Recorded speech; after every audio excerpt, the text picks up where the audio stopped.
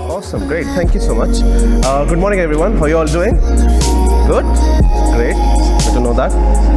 My name is Sid, and I lead developer relations for Asia Pacific at Neo4j. Started off my career with IBM as a Java technology engineer, but soon turned my passion towards community building and DevRel into profession, and that's what I've been doing for more than a decade now. Worked with Google in the past, 2 startups as well. This is my 3rd startup that I'm working with. I have a lot of passion towards innovation, design thinking, startup building, startup ecosystem. Not an Aussie, by the way. I hail from India. I'm traveling all the way from Bangalore. I'm based in Bangalore. My hometown is Delhi, based in Bangalore. Traveling here for Data Inch Bytes in Sydney, and now here for Data Inch Bytes Melbourne. We do a lot of meetups as well. But yeah, I'll leave to that later on. That's my LinkedIn if you wish to get connected with me in future. Moving on. Who has heard of and worked with Neo4j? A quick show of hands, please. Wow, lovely. So you have heard and worked with as well? Awesome, great, good to know that. Who has not heard of LLMs? That's good. Not using LLM for work or pleasure? I guess everyone is. Okay, I'll skip this one. So for those who are new to Neo4j, I'm just going to give you a quick overview on what graph is, what a graph database is, and then we'll move forward to the actual topic. How do you integrate graphs with the GenAI ecosystem? Sounds good to everyone? Yes? Awesome, great. So what's a graph? So now, when you Google graphs and go to images, you might get this kind of an image or this kind of a screen. This is good. This looks like pie charts and diagrams and stuff, but this is not what I'm interested in. What I'm interested in this, the graph theory, and that's the foundations for graph databases. So you have your circles and then lines that we call as, so the circles are called as nodes and these lines are called as relationships. And that's the foundations and fundamentals of graphs are. Has anyone heard of Panama Papers? Good, okay. The shady thing that happened, something around the financial fraud rings. So there were 11.5 million documents that was supposed to be scanned by ICIJ, folks at ICIJ, International Consortium of Investigative Journalists. So now these were not just the bank statements, these were emails, they were scanned documents, there were a bunch of documents, probably 2.6 TB of the size. Now, when they were going through this manually, it was super tough for them to make some sense out of these documents, how this one document might be connected with the other document, or people in this document might be connected to the other document.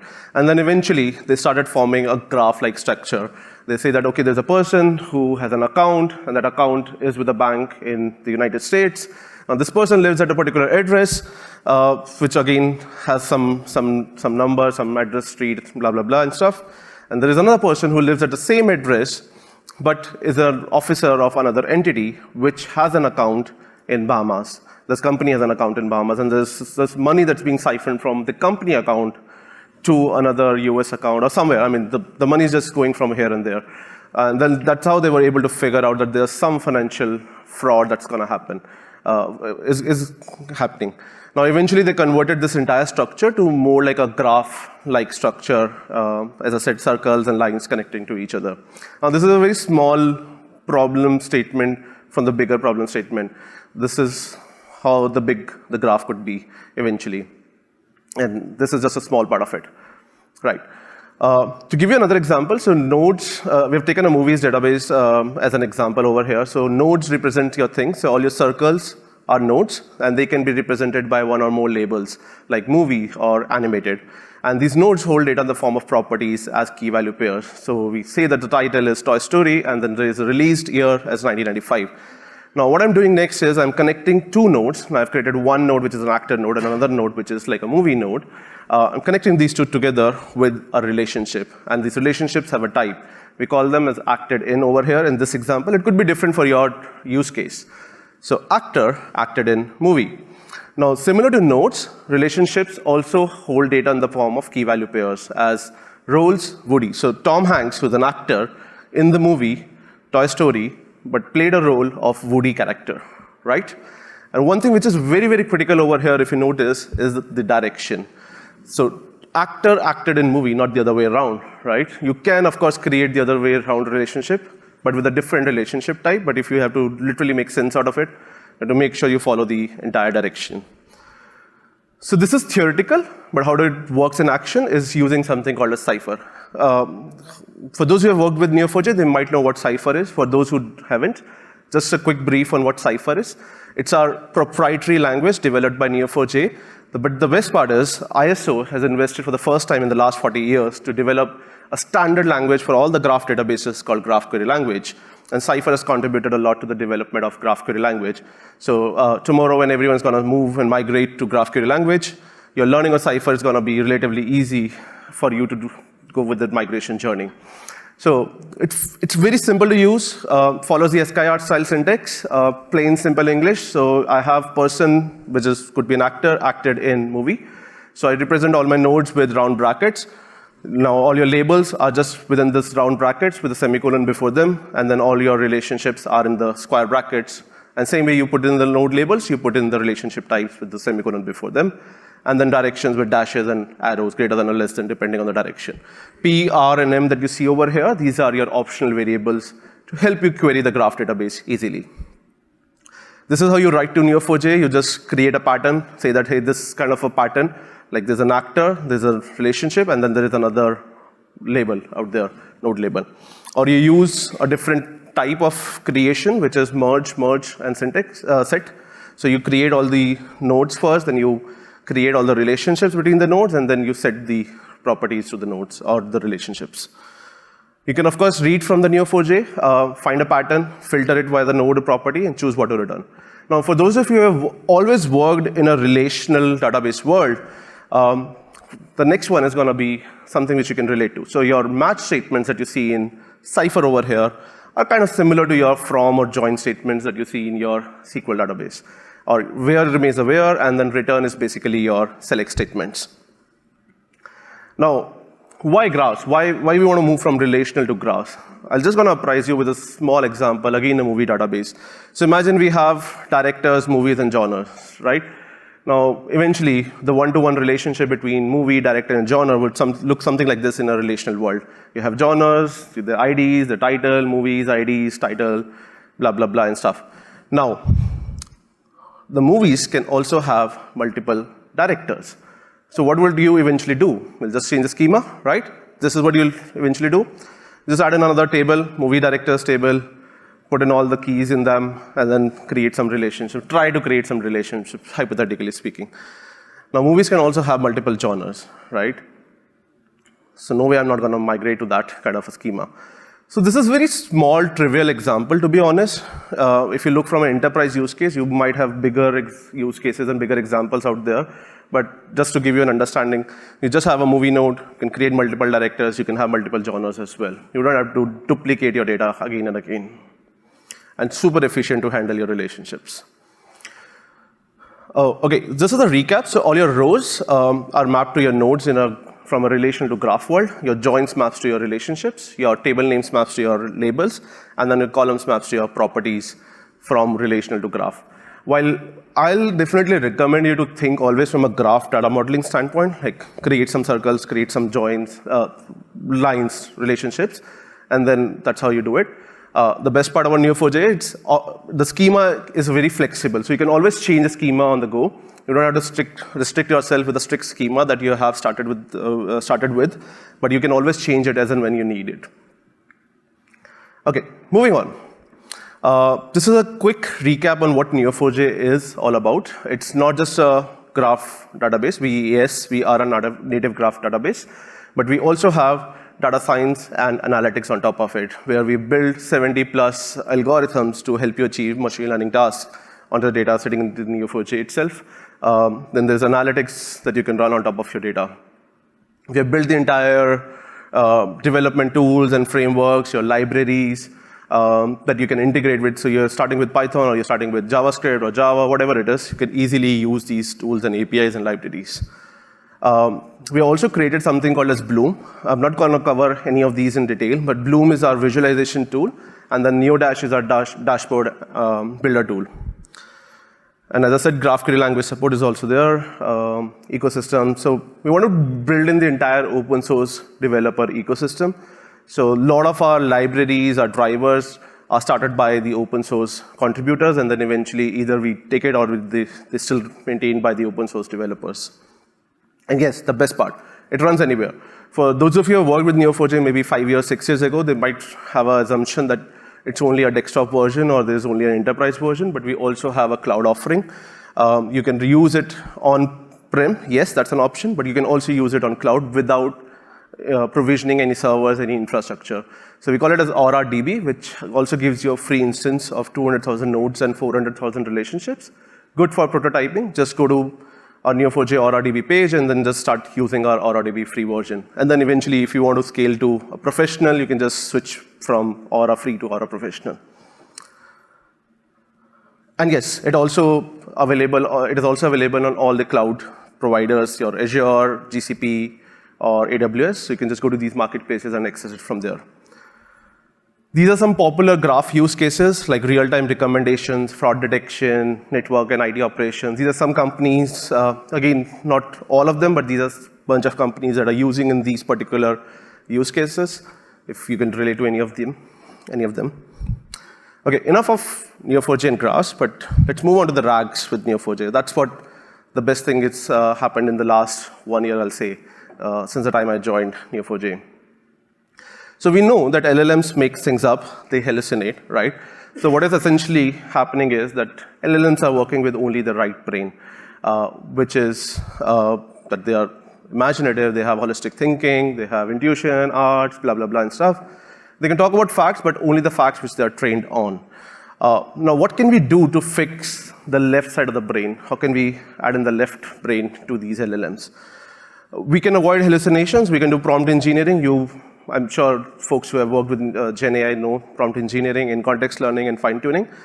But the big question always remains that how can the organizations use the domain-specific knowledge to rapidly build accurate, contextual, and explainable Gen AI solutions? Now, the answer is always RAGs, right? But how do we take a step forward from the RAGs? So for those of you who know this kind of a diagram, vector RAG, where you have a bunch of PDFs which is coming in from your domain knowledge. You take those PDFs or anything, any data for that matter, your unstructured data. You convert it into text chunks, you produce vectors, then store it in a vector database. That's what you are doing, if I'm not wrong. Yes, that's what you're doing in the vector RAG. Then you do vector similarity search. If a user asks a question, it starts feeding in some documents to the LLM and then generates a response and gives it back to the user. Okay. Now, but there are use cases or areas where your naive vector search fails miserably. For example, if I have all the contracts in place and I want to search that, find me all the contracts with Acme Incorporation. Now, eventually, if you see the word Acme in maybe 10 documents, it will start giving you those as a response, right? But what I want to really find out over here is my contracts with Acme Incorporation, right? Not where it is referenced. So there are possibilities that the vector database might fail over here. So all in all, what we are saying, there are 4 reasons where we feel that RAGs with vector database or vector search alone will fall short. One is it leverages a fraction of a data. So beyond your simple metadata, it simply fails to capture relationships from your structured data. The second one is it misses critical context. So it struggles to capture your connections across nuanced facts, making it challenging to answer multi-step or domain-specific questions. I'm going to show you an example as well, or demo as well, rather 2 in a while. One which you can easily relate to around your Melbourne metros and trams and trains that you can easily relate to as well. And the third one is the vector similarity is not equivalent to relevance. So it uses an incomplete measure of similarity, the vector search, which again misses out on the context or the relevance. And the fourth one is very critical to the enterprise these days, is the explainability part. So we're talking about LLMs being hallucination. But what about the explainability? How about we talk about the governance? Can we control the to the access level management policies? Can we put some access level management policies in place to understand, to kind of filter who accesses the data, which user accesses the data, which user doesn't? And of course, where the data is coming in from, right? So that's where GraphRAG comes into picture. Now, we are not getting away with vector approach in GraphRAG. We still have the vector approach, but we are adding on top of it the graph retrieval. So this is how you start with your LLM project. You take an API key, write 70 lines of code in a few weeks. It's good, amazing. Then on top of it, if you want to do some model selection, fine-tuning, parameter, hyperparameter tuning and stuff, you do that. But still there's domain knowledge which is lacking. And that's where I want to introduce you to the concept of knowledge graphs. That's where the opportunity lies in. And this is something which I'm just taking a step back before I jump into the actual GraphRAG part. Knowledge graphs is very critical in the GraphRAG as a whole. So what is knowledge graphs? So knowledge graphs is, think of it as kind of like a superset of graphs. You have a bunch of graphs, and then each of those graphs can be interconnected with each other. So over here, as you can see, that there's Lily, who is interested in Da Vinci. She's a person. There's another person, James, who's also a person. Like there's a person node. Then Da Vinci is also a person. Da Vinci painted Mona Lisa. Mona Lisa, like James likes Mona Lisa, and blah, blah, blah, and stuff. Now, if you notice, there's another graph out there which is connected with this graph. There's Paris. Now, there's a museum called Louvre, which is located in Paris. It's a museum. Paris is a place. Now, you see there are multiple graphs that are being connected together. And that's what knowledge graphs is all about. You have a bunch of graphs connected with each other. And there can be rather two types of graphs. I mean, there can be more, but there are two types of knowledge graphs. One is your lexical or document graph.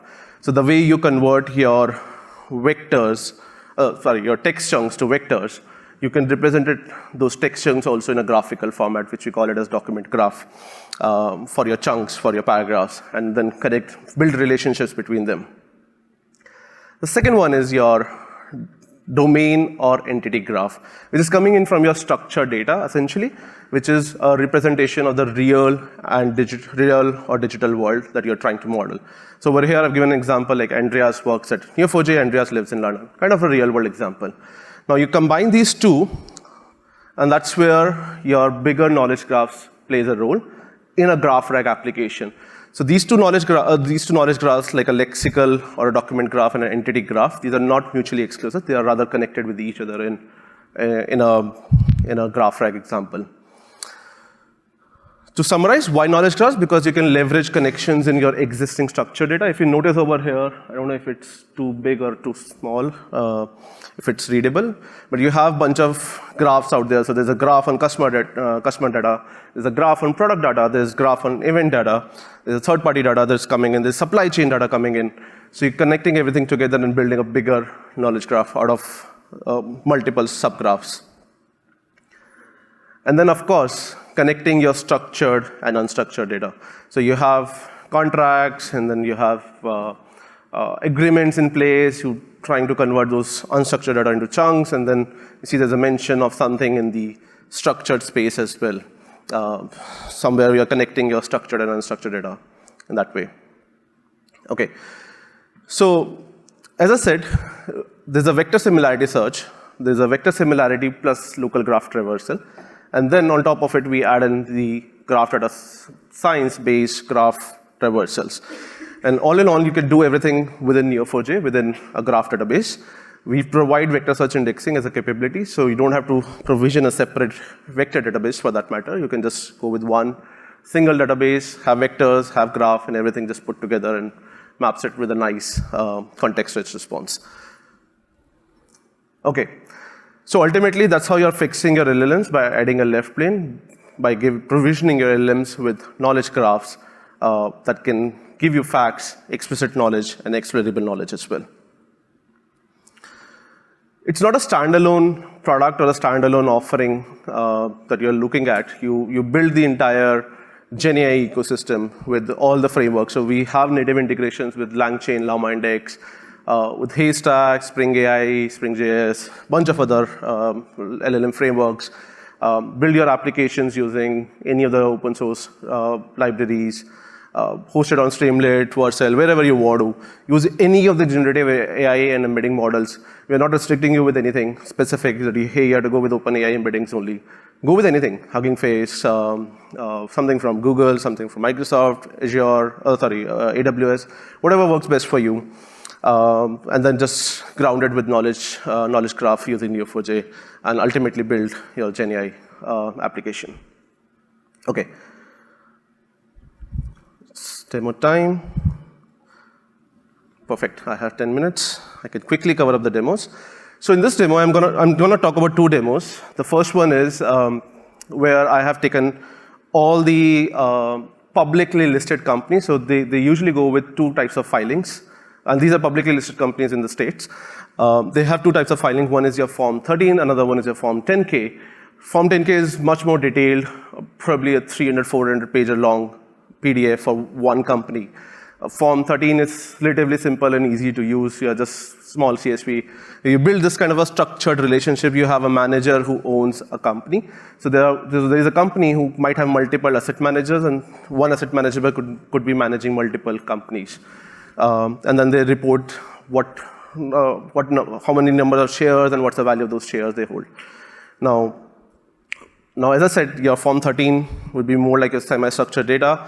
You convert it to a structured data and then insert it into Neo4j. Very simple, straightforward. Now, what you do with your Form 10K filings is that you convert those PDFs into embeddings and then store it into Neo4j. And again, you form a knowledge graph out of your unstructured and structured data, semi-structured or structured data. And that's what we're gonna do. We're gonna see an example how it works. Okay. So this is my chatbot, and I have some sample questions over here. What I'm gonna ask is, name the asset managers exposed to investments in regulated companies. Let's see what the response is and see the difference between the vector-only approach and a vector plus graph approach. If the internet is not too bad, it should give a quick response. Or alternatively, I'll just show in what gives it out to me. So, kept it handy.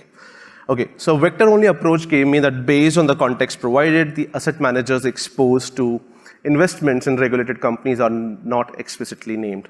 It failed to identify which are the regulated companies over here.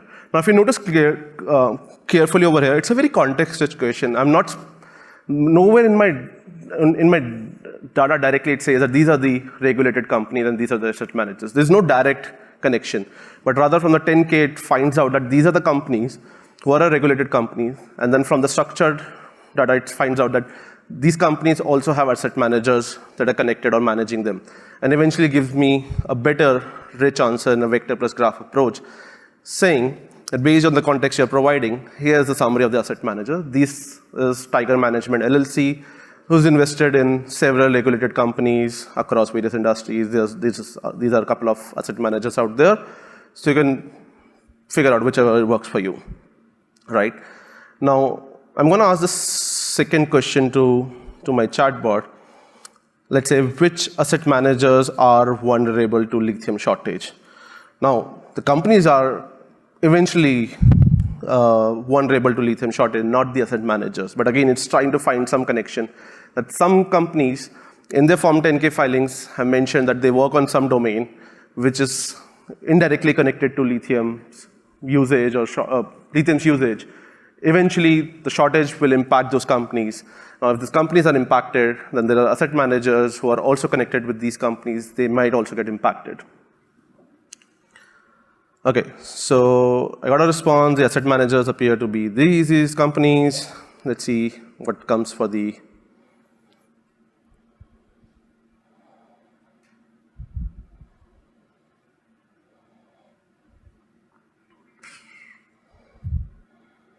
see if I got, okay. Now, I got a very different response over here, if you notice, that one says it's a Delta Airlines, it's an aviation company which is impacted, but here I'm getting that Tiger Management LLC is the asset manager for the companies, for all the companies mentioned, and the portfolio includes companies like Delta Airlines. Now, I was not asking the companies directly. I was asking the asset managers who are impacted by the lithium shortage. So that's how you can see the difference over here. And then it also says that specifically, Delta Airlines relies on lithium batteries for its aircraft, and then gives you a much more detailed answer to it. So that's one example, one demo that I wanted to show you. There's another one that's coming up. But a lot of you have asked, oops, I don't know why it's repeated.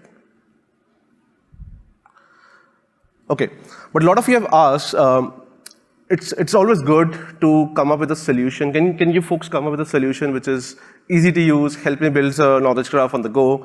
I don't have to put in efforts to build a knowledge graph as well.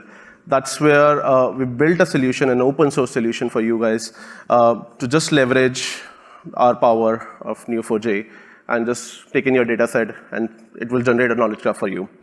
So that's what LLM Graph Builder tool is all about. Simple, easy to use, fast onboarding, no setup needed, helps you demonstrate the power of GraphRAG with Neo4j knowledge graph in GenAI. So all you do is connect your Neo4j instance, upload your files, and generate the graph. As simple as that. And it literally generates a graph. It picks in all the entities, all the nodes, a relationship between these nodes, and generates it for you. You, of course, can control what you want to generate, how the graph, a graph schema should look like. And you can also chat within the tool. So let me show you. So what I did was, I'd taken this Wikipedia page, Metro, trains, Melbourne, and this is another one, which is trams in Melbourne. And then I tried to feed this entire information to my tool. I did the same thing in Sydney as well last week. So I put in all the information and it just generated a graph. So I can choose between the models. I can choose between GPT-4o or Gemini 1.5 Pro or DiffBot, whichever it is. These are the three available right now. You don't have to provision any keys. It's all free for now. Just experiment with it. And then it generated some 358 nodes and 304 relationships, blah, blah, blah. Okay, now the best part is, now if I have to query it, I can just query over here. I put in some questions, let's say, how do I go from, so the question says, how do I go from Novotel on Collins Streets to Legoland, Melbourne, and then head to meet a friend at Tarnet. Let's see what the response comes out. I'm actually curious on this one. If it doesn't work, then don't blame it on me. Demos are meant to fail.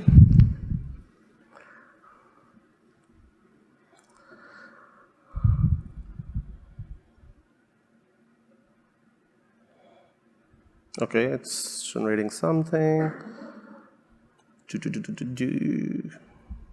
Okay, the first part was Novotel, Collins to Legoland, Melbourne. That's done. Then Legoland, Melbourne to Tarnet. That's also done. Okay, and then I can go to details and check which are the sources being used, what are the top entities that are used, what are the chunks that are used over here for this, right? And gives you some similarity score and stuff. So in the interest of time, I'll just gonna quickly wrap this up and show you more. You can also play around with this GraphRAG LLM Graph Builder tool. That's the URL, llm-graph-builder.neo4jlabs.com. You can read about the documentation. You can also contribute back to the development of this tool. You can run it as a local tool as well with your local LLMs. You want to use it with Olama or any other local LLMs that you want to. You can also do that. So that's the GitHub repo. Just run it as a Docker container and then start playing around with it. We'd love to hear your feedback on how the tool works for your applications, and if there's something that you feel are missing, please raise an issue on GitHub. Almost towards the end, the last two things, the governance. So as I said, you can control your users, your data, by putting some access control policies down to the node level for security and privacy. And of course, with the explanatory part, which I just showed you, you can find out where the data is coming in from. You can put some metadata, some annotations to it, and easily retrieve it from the data, from the graph structure. All in all, this is how the reference, broader reference, GenAI reference architecture would look like. So if you look from left to right or right to left, you see there are two different kind of errors. One is your data ingestion, another one is your data retrieval. So you put in all your data sources, structured, unstructured, semi-structured, whatever it is, put it in the Graph Builder tool or code it on your own, convert it to knowledge graph. Once the knowledge graph is ready, everything is there in the database. You can always retrieve it via chat or any other applications using any of the libraries. Build an end user application with any of these use cases or broader use cases as well. Okay. Lastly, I'll just leave it to you with some resources. If you want to play around with the GenAI examples, you can always start this workshop. It's available on our GitHub repo. Start a Neo4j Aura instance. And these are some more resources. We have built a GenAI ecosystem page. Everything is there for you in a single place, single roof. Just play around with this. Cloud.com, this Aura free is basically will take you to the free edition. You can also play around with the sandbox. It's a limited edition, limited expiry time, I'll say. The Aura free is lifetime free. One edition, one instance is lifetime free. Okay. Last but not, I think, just one more minute I need. This is a monthly contest that we are running. If you want to sign up for our giveaway, no marketing emails. Sorry, Olivia. Yes. We are also doing Graph Summit. That's happening next month on 14th of November. Do drop by to our booth and we'll give you more information about Graph Summit and how to sign up for Graph Summit. We are looking at some really amazing speakers from Telstra. Who else is going to be there? ANZ Bank and Telstra. Right. Jim Weber is also going to be here. Jim Weber is our chief data scientist at Neo4j. Trust me, he's an amazing guy to listen to. Yes, we are also doing a GenAI workshop at Graph Summit, so you can always do that. And you can continue your journey with Graph Academy, learn more. This is the one-stop solution for all the Graph courses. And this is one more course, deeplearning.ai course that we launched. And I think just one last slide. Okay. That's the last slide. The Nodes conference, this is an annual developer conference that we run virtually every year, a 24-hour virtual marathon of Graph content starting from APAC to EMEA to Americas. There are a lot of community speakers, there are a lot of Neo4j speakers, there are a lot of speakers from Docker, LangChain, a bunch of companies. I don't remember the names. The CFPs are closed, but you can always register for this. The registrations are still open, so register for this and see you soon. Thank you so much. Do drop by at our booth. There's a nice VR demo that we have built for you folks. Play around with it. And if you have any questions, sorry, I don't have time for the questions, but we can always take it at the booth. Thank you so much.